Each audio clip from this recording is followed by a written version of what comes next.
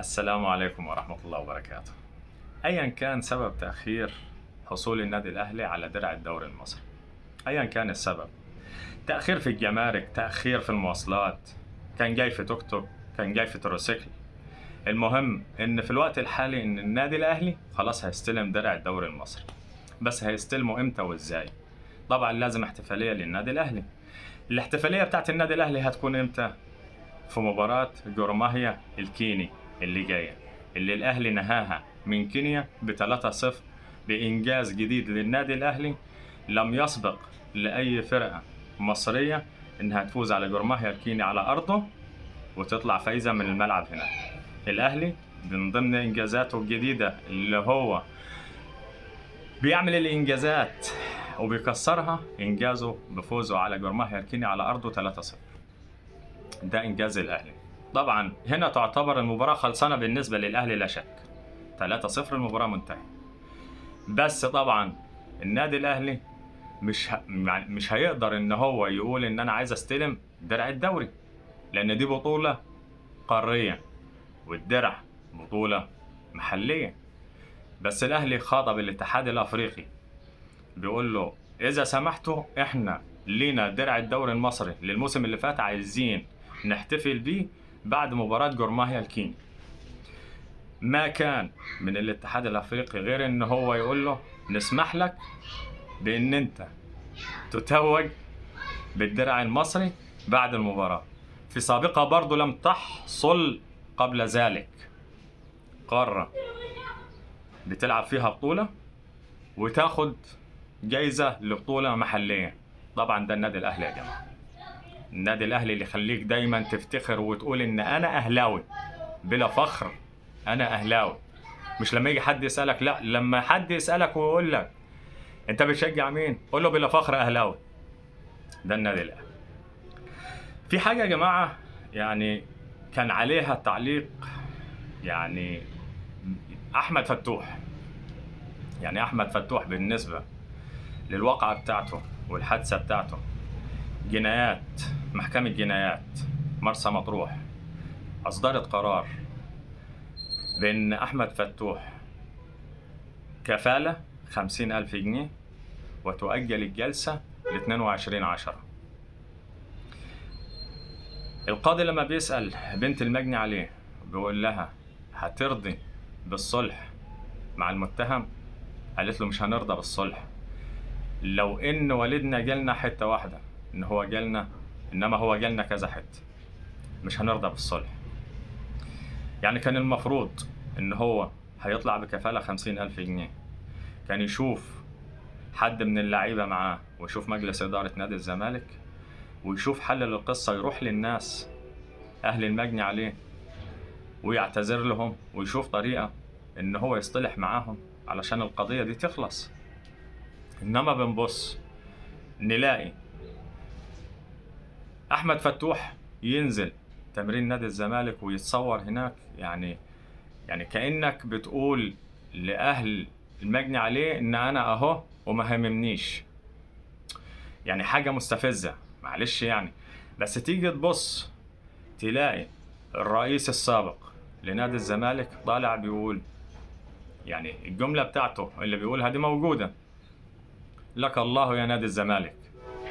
لاعب المفروض يشوف مصلحته ويشوف الناس اللي هو تجنى عليهم عشان يصطلح معاهم وتسبب لهم في مشكلة في وفاة المغفور ليه علشان يصطلحوا معاه، انما هو ما هممهوش ورايح يتصور في نادي الزمالك، وإدارة نادي الزمالك ولا هاممها ولا حاطة في الدماغ. يعني ده الكلام اللي قاله المستشار.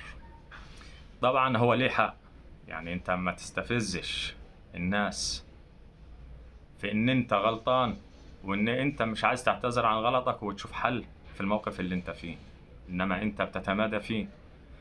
يعني خلاص دي حاجة ترجع لك وانت حر، بس ما تستناش ان الناس تتعاطف معك. ده بالنسبة لموقف احمد فتوح اللي عليه 100 علامة استفهام على الوضع الحالي اللي هو بيعمله. طبعا نادي الاهلي الفترة اللي جاية عينه مش على مباراة جورماهيا، إنما النادي الأهلي يا سادة عينه على السوبر الأفريقي. السوبر الأفريقي ده لو هنتذكر معاه إن الأهلي حاصل على 8 بطولات من السوبر الأفريقي قبل كده، ودي هتبقى البطولة التاسعة، ودي تاخدنا للبطولة التاسعة بالنسبة لبطولة أبطال أفريقيا، أبطال الدوري، اللي هي كانت 2020، اللي كانت قصاد مباراة الزمالك، اللي كانت بينه وما بين نادي الزمالك، اللي هي مباراة القرن اللي فاز فيها النادي الأهلي بالقضية بتاعت أفشة. القضية ممكن دي كانت البطولة التاسعة بالنسبة للأهلي، ودي بطولة السوبر الأفريقي دي تكون التاسعة بالنسبة للنادي الأهلي. النادي الأهلي عينه عليها، النادي الأهلي باصص على البطولة دي. طبعا احنا مش عايزين نتكلم ان نادي الزمالك لو حصل على البطولة دي يمكن مش هيخلوا حد من الأهلاوية موجود في البلد، يمكن هيطلعونا بره البلد علشان البطولة دي. بس اللي احنا بنقول عليه ان النادي الأهلي قدها وباصص على البطولة دي بالذات. النادي الأهلي جميع اللعيبة اللي اشتراها وتعاقد معاها هتبقى موجودة في مباراة كأس السوبر. النادي الأهلي مجهز اللعيبة، مارسيل كولر بيقسم المباراة من بداية المباراة لنهاية المباراة.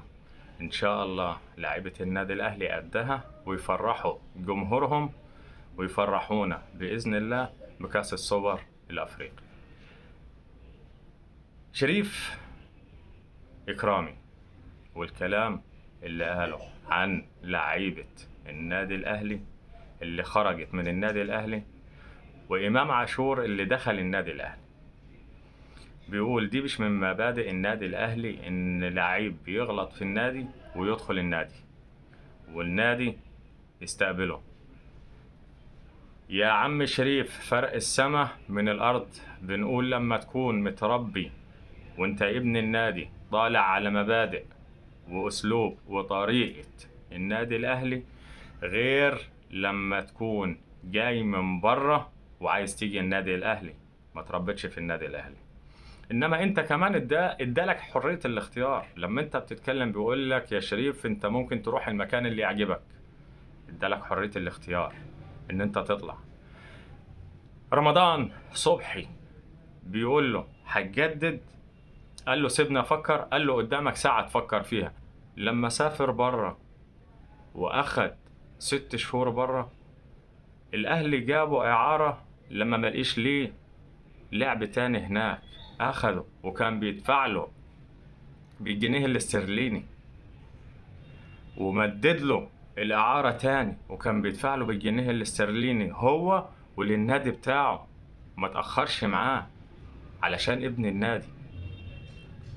إنما لما تيجي ويقول لك إن أنت هتمضي للنادي تقول له لأ ثواني أفكر أو سيبني أفكر، لأ هتفكر. طب قدامك ساعة وترد علينا، يا أيوة يا لأ. لما تيجي وتقول لا والله انا مش همضي ورايح نادي تاني، قال لك برضه مع السلامة. ايه اللي عمله معاك؟ ما عملش معاك حاجة غلط، قال لك مع الف سلامة. هو ده اللي حصل. انما امام عاشور علشان انت بتتكلم عليه، امام عاشور ده كان متربي في الزمالك وناشئ في نادي الزمالك، انما جه وقال انا عايز اروح النادي الاهلي. ايه اللي حصل معاه في النادي الاهلي؟ ما هوش اتربى فيه، انما جاله بقي بيتعامل معاملة أبناء النادي اللي هم اتربوا ونشئوا في النادي الأهلي. يا عم شريف، في فرق ما بين إن أنت اتربيت في النادي وإن أنت اتربيت برا النادي، وإن أنت في النادي وهتسيبه، وإن أنت بعيد عنه وهتدخل النادي. يا عم شريف غلط الكلام اللي أنت قلته ده، ما يطلعش من لاعب كان ناشئ في النادي الأهلي واتربى وابن ناشئ في النادي الأهلي، ما ينفعش. إنما دي حاجة ترجع لك أنت بطريقة تفكيرك أنت ورمضان صبحي، دي حاجة ترجع لكم وأنتوا حرين فيها. إنما النادي الأهلي بنقول وحنقول باستمرارية، النادي الأهلي ما بيوقفش على حد، مش هيوقف على حد. ده يا سادة ملخص للفترة اللي فاتت واللي حصل فيها بالنسبة للحاجات اللي كانت جديدة وفيها كلام كتير اتقال الفترة اللي فاتت أو اليومين اللي فاتوا. مع خالص تحياتي، السلام عليكم.